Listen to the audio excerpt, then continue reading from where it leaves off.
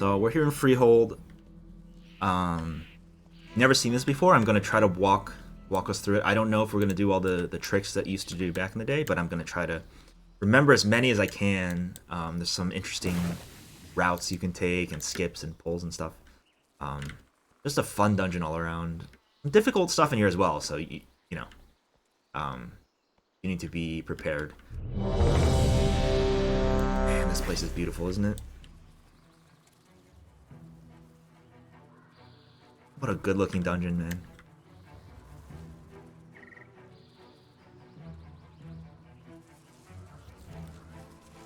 man. So this first trash pull, you would actually just pull all this at once. There's a couple things you have to interrupt. Much easier with a DK. Just grip everything. And Blood DK was like super broken back in the day, from what I remember. That was the tank you wanted. Alright, here we go. Freehold. I think it was an 18 with no affixes. We'll see. I don't remember what I joined. 5, 4, 3, 2, 1.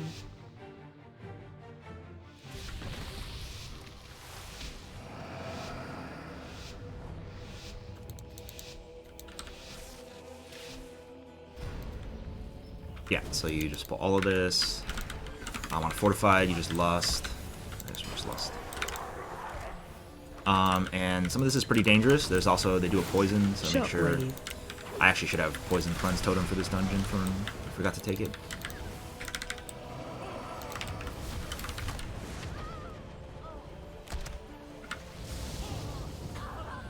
That's that. It's gonna be harder with like fortified, obviously.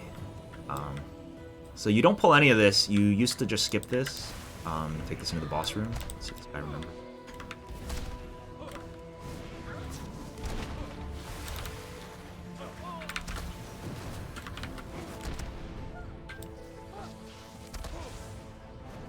You could just run past this and LOS it over here if you wanted to. Some people just skip it with a rogue. Yeah, the problem with these is that the mobs run away when they get low health. So doing it here is actually kind of dangerous. You don't want it to run into this pack and pull it or anything. And then this is the boss room. The boss spawns over here. To trigger it, you gotta pull this pack. Not this one, but that's okay.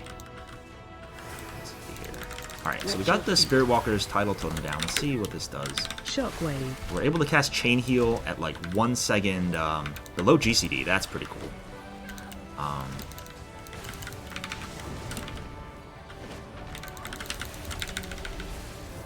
Okay, that's... didn't mean to pull that, I don't think. Shockwave. These Iron-Tide Enforcers, you gotta be really careful. They do a frontal attack. Shockwave. And it's not on the tank. They like target a random person and do a frontal on them. So you have to watch where you're standing. The little they also throw the tank around. It's really this was really annoying to tank back in the day. Okay, so that's that. The boss spawn. We're gonna pull it. So this boss does a couple things. Just shooting random people. She'll cast this like Azurite powder ability and this charge, obviously, which you shouldn't stand in. So this Azurite powder ability is a cone that does a lot of damage on Tyrannical. And so you don't want to stand in a line ever, because it's going to hit everybody in the line. You want to spread out in an arc around the... Okay, we reset the boss by accident.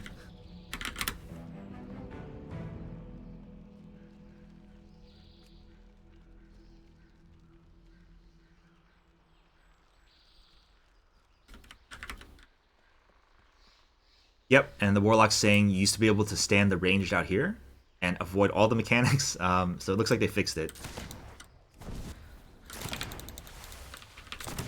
Not in vogue. Charging. Move.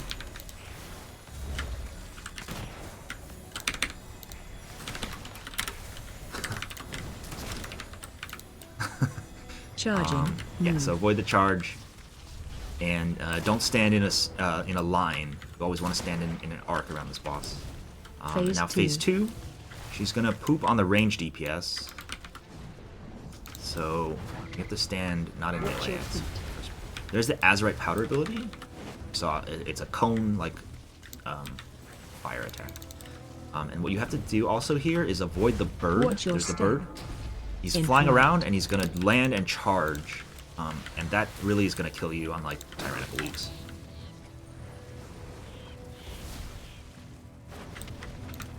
Watch your feet. So you see the Azurite Powder Shot. It's doing quite a bit of damage, actually. Watch your there's the step. bird again. So if you can kind of mentally track where the bird is, In he's front. behind me right now. I think he's going this way, around the side here. Yep, there he is. Watch your feet. Still shitting on me. Watch your step. Bird coming through the melee, watch out. Okay, and the powder shot at the same time. Do you see if you get hit by the bird and the powder at the same time, you're probably gonna die. Interrupt.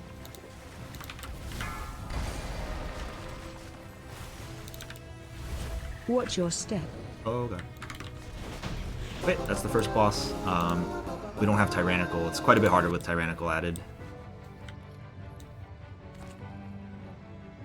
And the Warlock has the skip here, which is really nice. That's some of the tech you can do in here. Warlocks are really good in here. There's a lot of skips you can do with Gateway. There's one towards the end of the boss too. The tank took the Gateway by accident.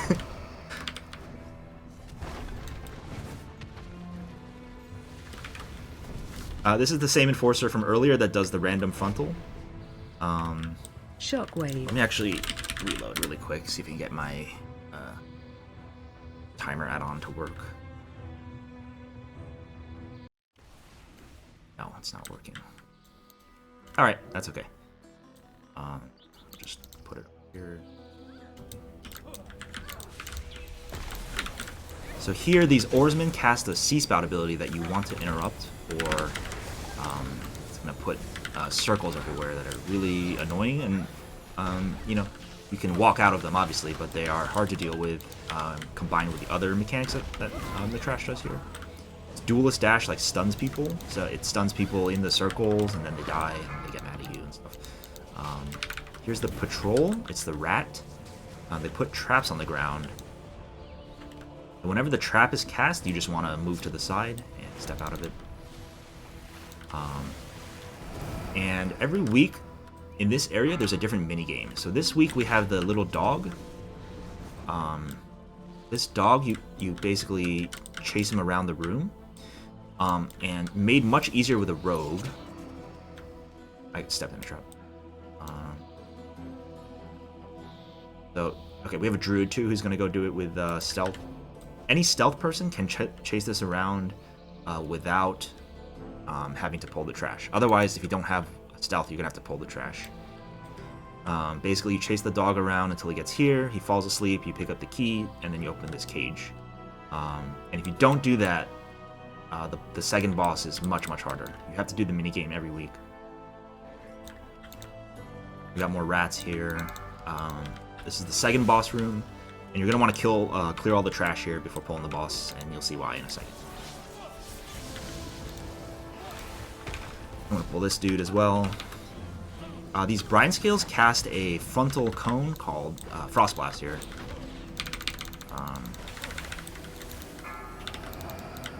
That does a lot of damage and also slows everybody. So that's the one you got to interrupt. Not you can let Water Bolt go through. That's kind of just hitting the tank.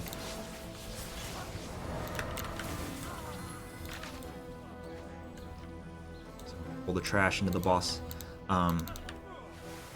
Okay. This Eudora is what you want to kill first. She's definitely the more dangerous of the two. And every week, there's 3 bosses here. 2 of them will be active. Danger. So here we go. This is the Grape Shot ability that kills everybody. Target And you. she'll fire 7 times, right? If you just saw. And we'll look at it again. Change target. But, basically, if you get hit by that, it's a pain. It's a lot of damage. And what'll happen is she'll jump away and then start firing, and she always starts firing from her left to her right. So wherever she jumps Target to, you. we'll see in a second. Danger, danger. Shit. You can, okay. That's, yeah, so you see if you get hit by it, it's dangerous.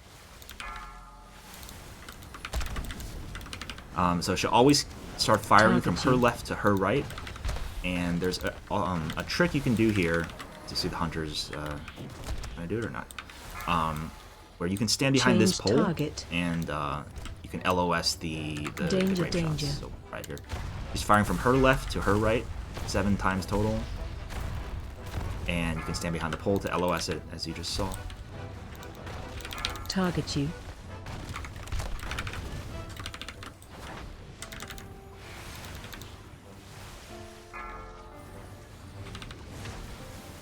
Otherwise, you would just follow Eudora to where she lands to. So let's say I'm Eudora here, I land here, and I'm starting the grape shot from my left to my right, right? Start firing from her left to her right.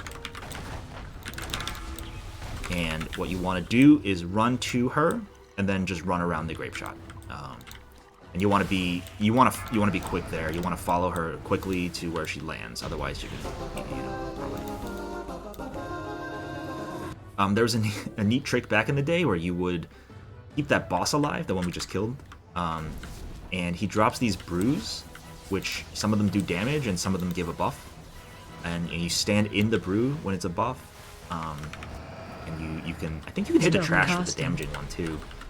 And you would keep him alive and like pull trash to the room to do it with the buff. Oh, there's a frost blast that went off. Run. Another one. This trash kind of hurts.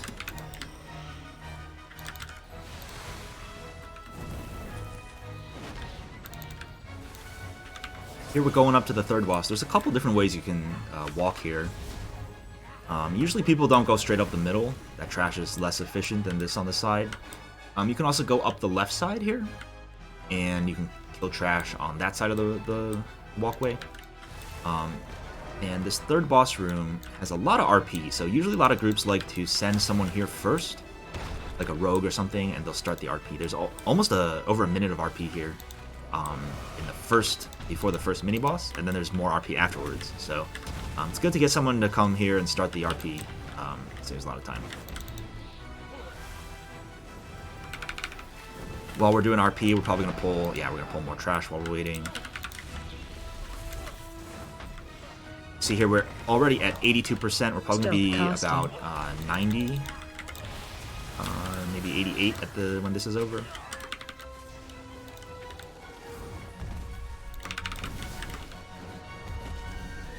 And what that allows you to do is you can skip some of the packs in the last boss area, which are definitely the most dangerous of the dungeon.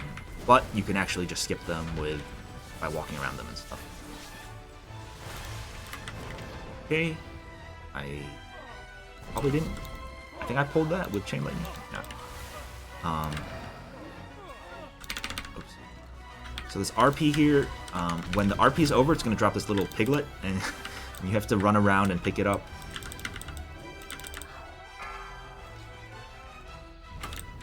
And you need 5 people to do it, or just one person to do it 5 times. The trick is, if you can catch it right as it lands right here in this area. If you can all stand here right as the pig's landing, you can just spam click the ground here, and you get, you'll be able to instantly pick it up with 5 people and not have to do any of this.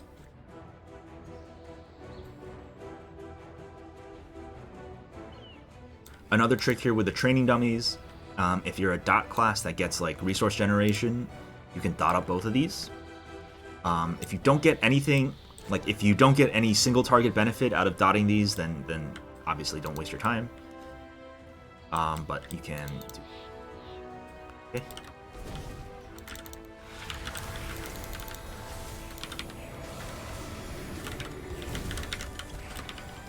Okay, I have been meleeed. Okay. This turtle really slaps, so be careful on fortified. I remember this guy being like super painful on fortified and raging or bolstering or something if you accidentally bolstered him.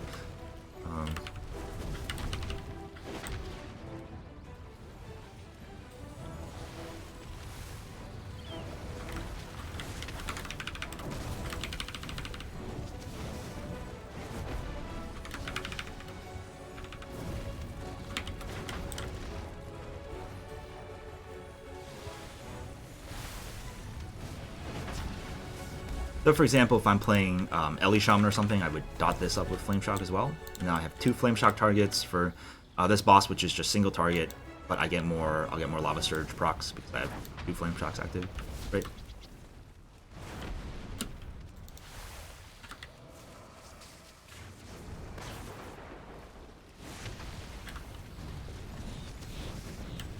So there's that mini boss. A little bit more RP, and then the next boss, or the actual boss will spawn.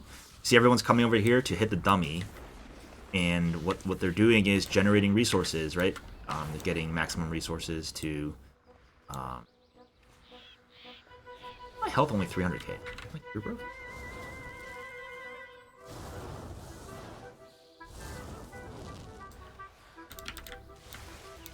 Looks like our health is scaled down a bit. Alright, so this is the shark boss. What he does is, you'll see he'll throw these chum puddles, or blood puddles, whatever you want to call them, on the ground. And then he'll throw a shark out. He'll throw 2 at once. So there's the first puddle. And the first shark is going to go on ranged here. And you want to... Okay, it's on me. You want to kite the shark into the puddle, which slows it down a lot. And you don't want to get meleeed by the shark. It's going to do a lot of damage. As a healer, I like to just do the shark and try to not let it, it'll fixate the nearest target, right? You definitely don't want to cut it into melee, because then they have trouble getting rid of it, right? You drop the Spirit Walker's title totem. Do some healing here. You don't want to kite it into melee if you can, and you try not to kite into other people. If you have the shark on you, you're just responsible for that shark. That's how I like to do this boss. So that guy kited it into me, which is not good. It's not what you want to do. The shark jumps and picks it up after a while, and then he'll throw a new one out. That one's following the tank. Now it's on the Warlock. Dangerous. How did our Lock just die? I'm not sure. This hunter should move over there so I can kite into the puddle without hurting him. Run. Now I'm going to stay around here and keep the shark because I don't want it to go into other people. Like that. General rule, if the shark goes on you, you're responsible for it. I didn't do a good job there. The shaman kind of backed up into it, but that's okay. So get the shark into the puddle. Let's do it again. And there's 2 sharks. He'll throw a second shark out towards melee, which should be active. Not active right now. There's often 2 sharks up though, so be aware of that.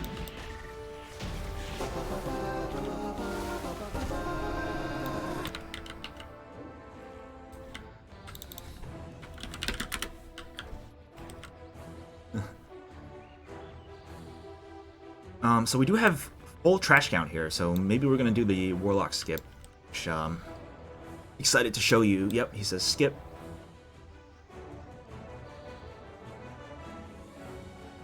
Oh, they fixed it? No, they didn't.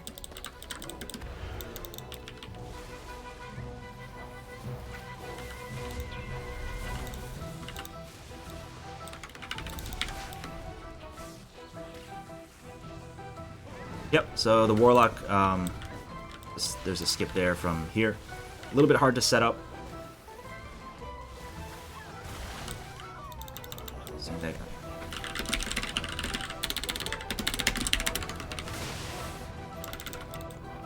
I'll just jump down.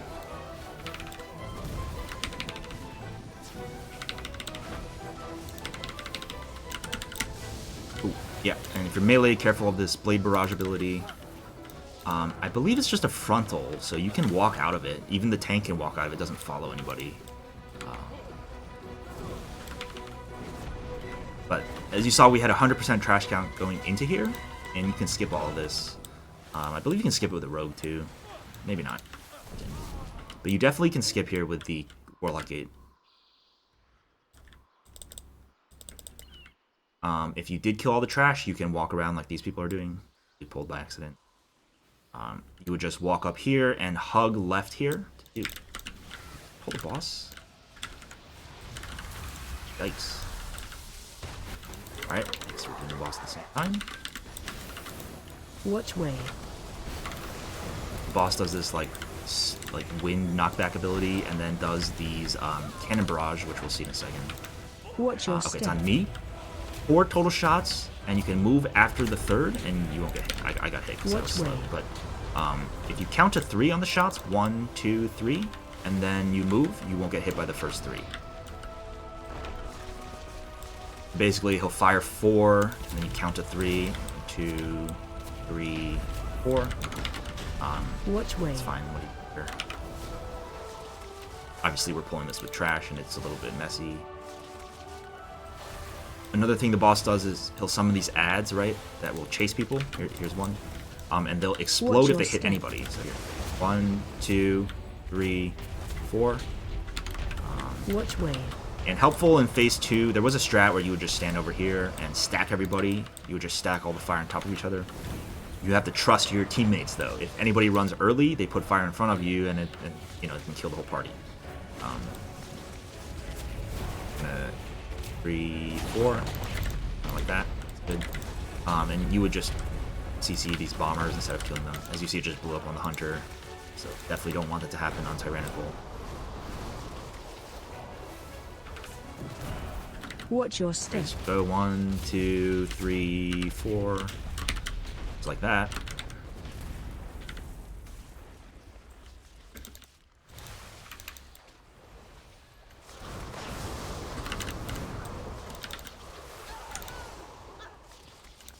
Okay. I probably messed up there. I think we have B-reses or something. The resers. Oh my god, we're wiping. I didn't think that was B-res is good.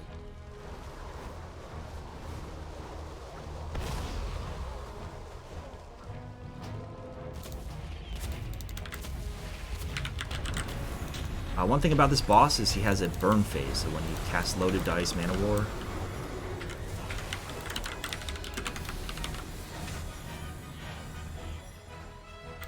Definitely be careful of this ad. It's dangerous. Also, these little wins are avoidable. Kind of hard. Let's see, 1, 2, 3, 4. Here we go. Here's the burn phase. He takes more damage in this phase. 100% more.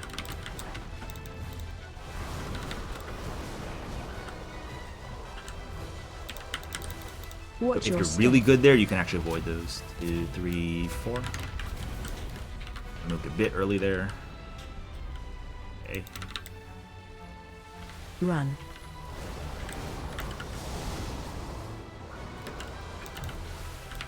Watch your step. Fighting the little ad around. That's basically how you do this boss. The better strategy is to stand over here and put all the fire kind of together and then move. You move as a group. Buddy. That's Freehold. We actually saw a good portion of the tricks in here, so I think that's really cool. I'm happy that we got to do them. That's a pretty general Freehold route. You would probably do something like this on the during live. You would probably do a route just like that during live. That looked pretty good. So yeah, that's Freehold. I'm gonna check out the other dungeons as well. Make some, see what they look like. Overall, Shaman feels really good. Just this this one talent change feels super good. I really like having this back. This was a legendary back in the day in BFA. Was it BFA or Shadowlands? Yeah, I guess it was BFA. And I'm glad they brought it back.